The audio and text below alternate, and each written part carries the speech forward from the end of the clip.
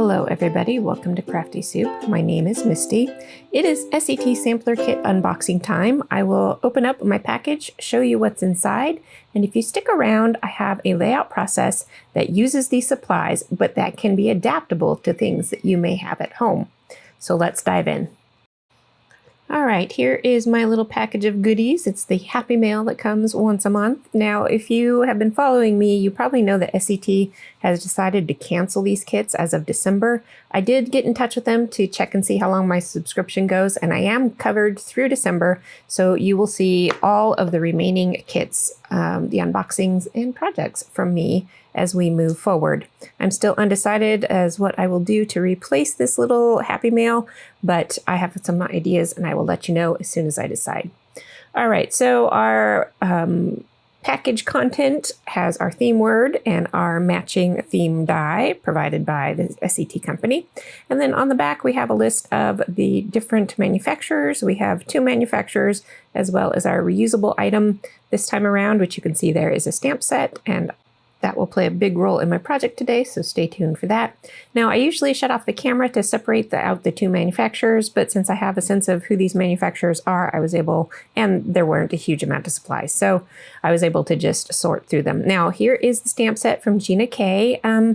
You know, I still don't know after all this time if Gina K stamp sets are exclusive to these kits or if she ends up offering them in her shop. I have the feeling that she ends up offering them in her shop, but I'm not quite sure.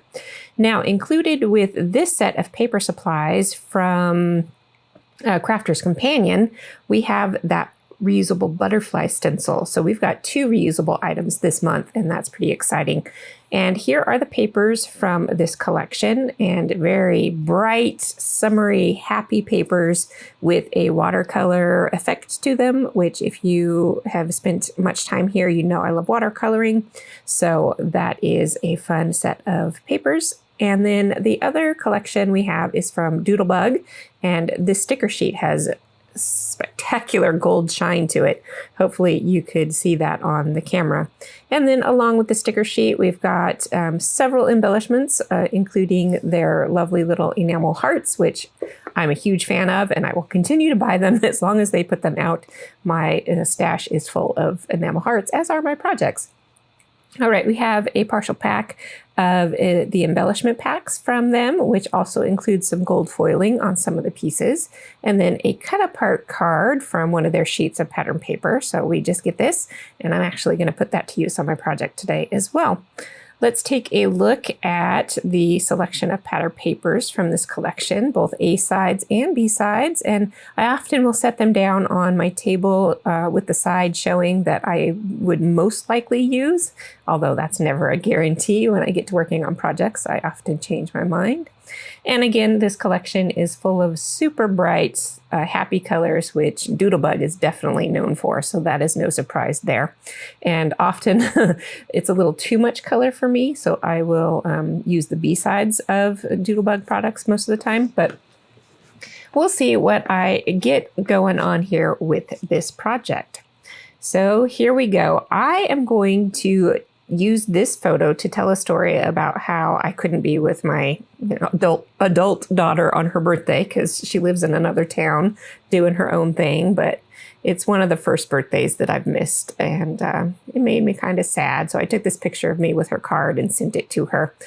But like I was starting to say, I'm going to focus on the reusable items in this kit this time around. Usually I focus on the papers and embellishments, but I have some techniques here that I want to do with this layout and share them with you. And if you don't have these specific supplies, hopefully you can adapt them to what supplies you do have. So I am going to create a split layout design with stenciling on the bottom, and not only just stenciling, but a little mixed media stenciling with these Nouveau drops, and then I will do stamping on the top. So if you've never used a stencil with Nouveau drops or any other of those dimensional drop products, I tend to just squirt a little line through each area of the open stencil. And if I have any leftovers, I will scrape it off on a scratch piece of paper and then punch shapes and stuff out of it later. And then carefully lift the stencil up once you've spread it all throughout, and you have got some beautiful shiny stenciling here. Now you could do something similar with stamping ink and embossing. So if you stamp with the stamping ink, put clear embossing powder over it, sprinkle your embossing powder and heat set it, you can get something simple. So if you don't have these drops or you don't want to deal with this kind of messiness, then you could do it that way. Now, I do take that stencil to the sink and wash it off right away, especially in between colors, because that stuff will harden quite quickly on your stencil. And the Nuvo drops do dry fairly fast, but I'm going to be careful here. I'm flipping my paper upside down while I work on the next stamping step and let those butterflies dry. So I am going to create my own stamped pattern paper, and you can see I'm prepping everything and getting ready for this process. I will go ahead and put on some music and let you watch the stamping process as I go.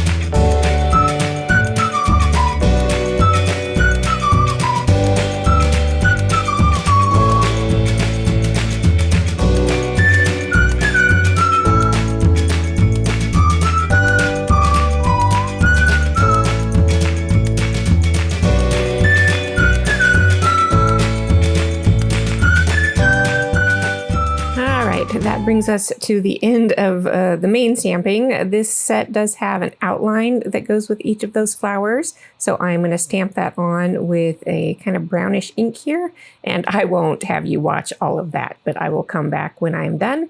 And here we go. Now, one thing I wanted to note about this stamping and stenciling that I did is that it is pretty muted in colors, and the collection kit here is not. So I'm going to do a couple of things to help pop up my colors just a little bit more, including some more stamping with a brighter color. But until my butterflies are 100% dry, which they probably are at this point because that stamping did take a little bit, I am going to work on some other steps. And here is one way I'm going to add a little bit more color into this layout by just adding tucks of torn rainbow strip from the Crafter's Companion collection underneath my photo. So I'm really trying to make sure I'm using Doodlebug and Crafter's Companion because I like to show that you can mix and match collections. Now, I had this alphabet set from a previous SCT kit that I pulled out to finish off my title. I'm going to use the Doodlebug card that says happy birthday and then use the alphabet set to spell out to you. And my journaling will talk about my feelings about this. Here is one of the places where I add in some more color to this layout, and that does two things. Not only does it up the color profile, but also it fills in more of that white space of that pattern paper, quote unquote pattern paper, and it looks more distinct than the layer below so that it seems more like two separate pieces of paper were used to create this layout. So that made me happy to get all of that filled in, and I feel like everything is fitting together a little bit better. Now, if I had had Nuvo drops that were in more saturated colors, I probably would have used those. But you know what? I like this. It's kind of a subtle shine to it. It gives a little more openness and kind of that white space feeling without actually being white space on this layout. And I think it's working okay. And I didn't go too crazy with the rest of the colors in my embellishments, but I am putting together a few clusters in the classic rule of threes. So I've got kind of 3 clusters going on. Some elements are popped up on foam dots. Some elements will be flat down. And then I pulled off that little car sticker because that has to do with, you know, I probably could have driven down to my daughter, but she was busy and we were busy, and it just didn't really work out to see her for her birthday. We did go later and see her, but I wanted to get that little car embellishment on there, which is actually one of the reasons why I pulled this photo to tell this story, is because of that car embellishment that I noticed on that sticker sheet.